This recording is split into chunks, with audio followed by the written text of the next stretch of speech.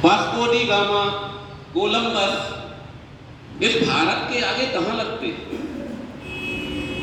भगवान राम 8,80,000 वर्ष पूर्व जिनका इतिहास इस देश में रहा हो, करोड़ों अरबों वर्ष हमारी तो चतुर्युगी 4 युगों की का हमारा इतिहास होता है, वो व्यवस्था है हमारी।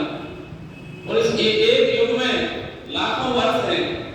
वास्को डी गामा के मालूम नहीं कितनी पीढ़ी के पहले इस देश में भगवान राम का राज होता था, इस धरती पर भगवान राम का राज होता था। वेदों पुराणों की रचना कब हुई, ये वास्को डी गामा को क्या मालूम। मैं ये समझता हूँ कि वास्को डी गामा ने भारत की खोज की थी, भारत ने वास्को डी गामा की खोज की। खोज किसको में आया? भारत की खोज करके भारत की शरण में आ गए। और अपने बोलने की आवश्यकता नहीं है। जिस तरह से आदरणीय जी ने और आदरणीय द्विवेदी जी ने बताया, जिन्होंने ये लिखा, दुर्भाग्य से वो इस देश के पहले प्रधानमंत्री भी बने, जिन्होंने ये लिखा कारवां बसते गए हिंदुस्तान बनता गया, सरासर झूठ है। ये सरासर झूठ है। इस देश को, इतिहास को, गौरवमयी इतिहास को, समृद्ध इतिहास को झुठलाने का ये प्रयास था, ये षड्यंत्र था इस देश के विरोध में। इसलिए नेहरू जी, जिन्होंने विदेश में पढ़ा, जिनकी पूरी संस्कृति, जो कहते थे आई एम एक्सीडेंटल हिंदू, उन्होंने ये कहा, अरे ये कोई मैं नहीं बोल रहा हूं, नेहरू जी ने स्वयं बोला आई एम एक्सीडेंटल हिंदू। जो खुद को हिंदू बोलने में शर्म महसूस करते थे, भारत माता के पुत्र होने में जिनको शर्म आती थी, वो इस देश का इतिहास क्या लिखेंगे, वो इस देश की खोज कैसे करेंगे? उन्होंने लिखा भारत एक खोज, ये पुस्तक हमने लिखी, डिस्कवरी ऑफ इंडिया। जी हाँ, जी हाँ, उसका हिंदी अर्थ बोल रहा था मैं। भारत एक खोज करके उन्होंने भारत की खोज। ये नेहरू जी क्या जाने जो विदेश में पला हो, विदेश की शिक्षा ली हो, विदेश के संस्कार हो, जिसको भारत माता के पुत्र कहने में स्वयं को शर्म आती है, वो भारत का इतिहास क्या लिखेगा? मैं अधिक ना बोलते हुए, जिन्होंने ये बोला दे दी हमें आजादी बिना खड़ग बिना ढाल, आगे सब समझते हैं आप। बिल्कुल नहीं।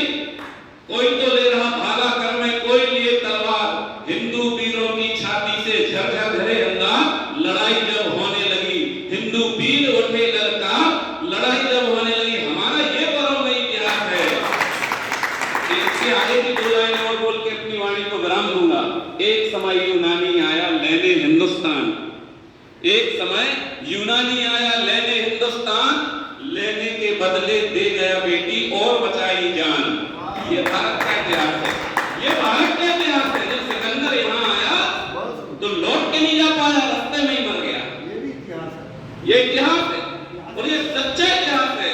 मैं ये बता दूं, विज्ञान के क्षेत्र में, गणित के क्षेत्र में, खगोल शास्त्र के क्षेत्र में, योग के क्षेत्र में, आध्यात्म के क्षेत्र में, कला के क्षेत्र में, अर्थशास्त्र के क्षेत्र में, किस क्षेत्र में भारत कम पीछे रहा?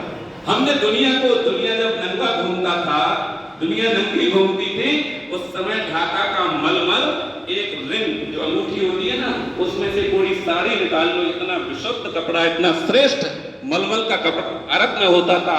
हमने दुनिया को पढ़ना सिखाया, हमने दुनिया को कपड़े पहनना सिखाए, हमने दुनिया को खाना भोजन करना सिखाया। हमने ही, ये देश तो विश्व गुरु रहा है। इस देश के बारे में दूसरे लोग क्या लिखेंगे? मुझे अधिक ना बोलते हुए, मुझे दुख एक बात का है कि इस सभा में, ये सभा हजारों की सभा होना चाहिए।